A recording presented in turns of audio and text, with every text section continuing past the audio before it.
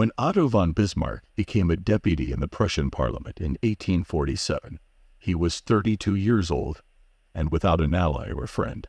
Looking around him, he decided that the side to ally himself with was not the parliament's liberals or conservatives, not any particular minister, and certainly not the people. It was with the king, Frederick William IV. This was an odd choice to say the least, for Frederick was at a low point of his power. A weak, indecisive man, he consistently gave in to the liberals in Parliament. In fact, he was spineless and stood for much that Bismarck disliked, personally and politically. Yet Bismarck courted Frederick night and day, when other deputies attacked the king for his many inept moves. Only Bismarck stood by him. Finally, it all paid off. In 1851, Bismarck was made a minister in the king's cabinet. Now he went to work. Time and again he forced the king's hand, getting him to build up the military, to stand up to the liberals, to do exactly as Bismarck wished. He worked on Frederick's insecurity about his manliness, challenging him to be firm and to rule with pride. And he slowly restored the king's powers until the monarchy was once again the most powerful force in Prussia. When Frederick died in 1861, his brother William assumed the throne.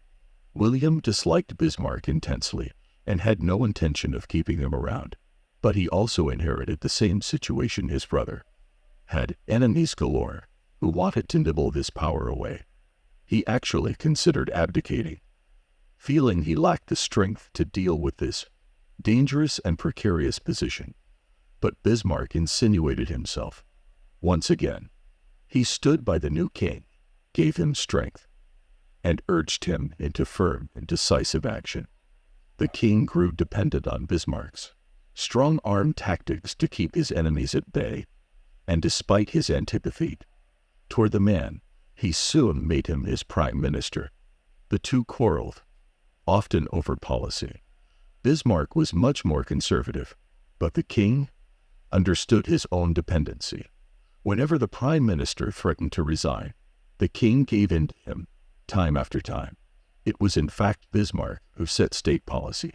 Years later, Bismarck's actions as Prussia's prime minister led the various German states to be united into one country. Now Bismarck finagled the king into letting himself be crowned emperor of Germany. Yet it was really Bismarck who had reached the heights of power. As right-hand man to the emperor, and as imperial chancellor and knighted prince, he pulled all the levers. Law 11.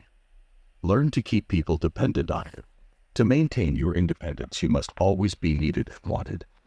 The more you are relied on, the more freedom you have.